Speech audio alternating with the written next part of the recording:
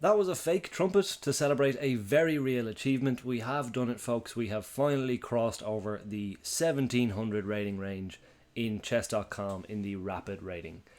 This is an arbitrary milestone, but one that I have been working towards ever since I crossed over the 1600 mark.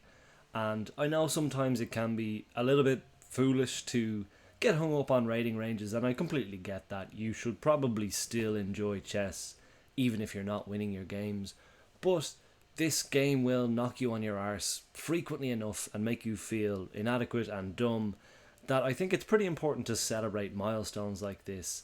And it's nice to feel like you're getting better at something, which, if this rating range can make me feel like that, then I'm okay with making celebratory videos like this. I wanted to jump into the game in which it actually happened because it was actually quite a nice one and pretty thematic for the channel, which is cool as well. So, jumping in here, we're playing against Rajesh Shah of India, and we have the white pieces, so immediately on the front foot there. And we play e4, e5, and where I said that this was somewhat iconic or somewhat symbolic of the channel, we get into a Vienna game. I've done a previous video on playing the Vienna. I hugely recommend it, off the back of Levi Rosman's recommendation and his video on how to play it. Really fun opening, and is in keeping with the ethos of some fast, sharp, attacking chess, and that comes to fruition in this game. So they play knight to f6, and here we have the Vienna Gambit. And what you'll know if you understand about the Vienna Gambit is if white takes here, or sorry, if black takes here, we're kind of off to the races. That is exactly what we want, and thankfully in this game they do take. So for those of you unfamiliar with the Vienna Gambit, the whole point of giving away that f-pawn, because it's generally a pretty important pawn, they tell you don't move it, and you move it on your third move, there has to be a good reason. And the good reason is this. By playing e5, and you'll see those arrows loaded up pretty quickly, we'll make them again. But if you look at this knight, their only developed piece, where is that knight going to go? And the answer is it has to fly away back home. Both of these squares, which it can reach, are guarded by the queen, and this square is guarded by our own knight. So once they take that f-pawn, basically that knight is forced back there. And for the cost of one pawn that you gave away, you have a knight and you have a pawn very nicely positioned there on the 5th rank, and it's your go again. Black does have this pawn, but we're either going to pick that up really quickly after this, or they're going to have to spend a lot of time defending that. So our next kind of steps are just to develop all of our pieces and start to get a kingside attack going, or even just a central attack. So I'm thinking about bishop out here, pawn up here to support, claim back this pawn if we can, if not, casting short, getting our rook on this f-file. These are all the plans that come to mind when the Vienna Gambit is accepted. But with this tempo that you've gained, you definitely still want to keep up the pressure. You don't want to let off the gas and let black recover and get their pieces out and still be up a pawn. So, as we mentioned earlier, they do have the option to try and cling on to this pawn, but they're going to have to weaken their structure. So if they ever want to castle kingside, it's got some Swiss cheese in there. We can find some holes on the dark squares, and yeah, they're going to have to spend some resources in terms of defending that pawn. This was actually a mistake of mine. I didn't need to be so concerned with, what I was concerned with was this move here, and then I would have to kind of like move my knight somewhere, probably here, and I think I was concerned about this. Now that we have moved our f-pawn, this diagonal is open. Always something to be concerned of when you move your f-pawn, that check can be really dangerous. So that's why I made that mistake. I won't do it again, I tell you that. Because I didn't need to be so worried about it. I had, ways out of that.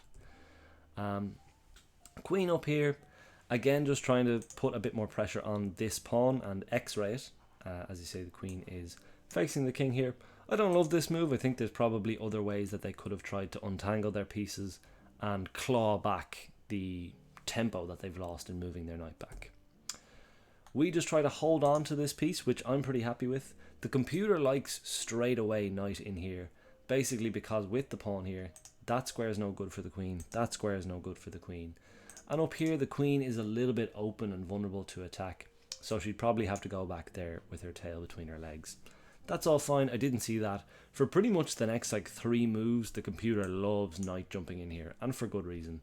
But we don't see it quite yet. We continue getting our pieces out, develop the bishop, get our queen looking straight down the barrel of this, so that if, you know, some fireworks happen here, we're not left at the end with a nude king, essentially. That at the very least we can trade off queens, and again, with all our pieces out and none of theirs out, a trade of queens isn't the biggest disaster. It doesn't end up coming to that anyway. So some of those fireworks happen, and then finally, after much prodding and cajoling from the computer, obviously afterwards, I didn't see that during the game, we sink our knight in here with a lovely attack on the queen. Again, queen can't really take because they'll get taken back. If they move up here, for example, try to keep the pressure on, knight in here is a family fork, a royal fork of the rook, the king and the queen. So that's not really an option. There's obviously no good. There isn't really a huge amount of great squares for the queen to go to, so she tucks back in there. And now we're smelling blood. That king is miles away from castling, and we have some threats already developing. We've got 2 pieces in the mix. We have a queen that's threatening to come in here with check, which is really going to put the pressure on. So we take there, which is a discovered check, very importantly, from our earlier positioning of the queen there, staring down the king. That means that this pawn can't be taken back like this, and it leaves the king really, really exposed here, because any piece that you want to get in here to block is going to be lost to this pawn. And also, as we'll see, there's even greater parallel play. So black chooses the knight there, you know, not a completely illogical one. It's defended there, it's, you know, defended several times, so you're going to lose that piece, but you'll probably be able to keep that square as a stronghold. However, they did miss something, and I'll give you a couple of seconds. There is a mate in 1 here available. Try to see, where can the king go? Where can we cut him off? And you'll start to see there isn't a huge amount of space for the king, namely because of this bishop cutting off a lot of squares. So if we can check the king and block off this square, he's goosed. He can go nowhere. And with that hint in mind, you may have seen the move knight to f6, checkmate. Very nice checkmate. Always love a mate with minor pieces. Always love a mate early in the game after a nice attacking gambit. And it happens to be the Vienna Gambit, which is my loveliest friend, apart from all my real friends, which I have some. But yeah, that was the win that got us over the line for 1700. And yeah, I'm absolutely delighted. It comes with the benefit of knowing that I studied the Vienna Gambit. I looked at videos of it and played it a lot myself, and that helped me get there. So a nice direct proof point of what we're doing here. So thanks very much for tuning in. Yeah, this is just me patting myself on the back. If you'd like to pat me on the back, feel free to like and subscribe. And we'll be covering off tons more chess videos in the future. We cover off openings, puzzles, just games in general sometimes. But yeah, leave us a comment if you want to let me know any sorts of comment or any sorts of content that you would like to see, and we'll get on it. Thanks for sticking around, and all the very best.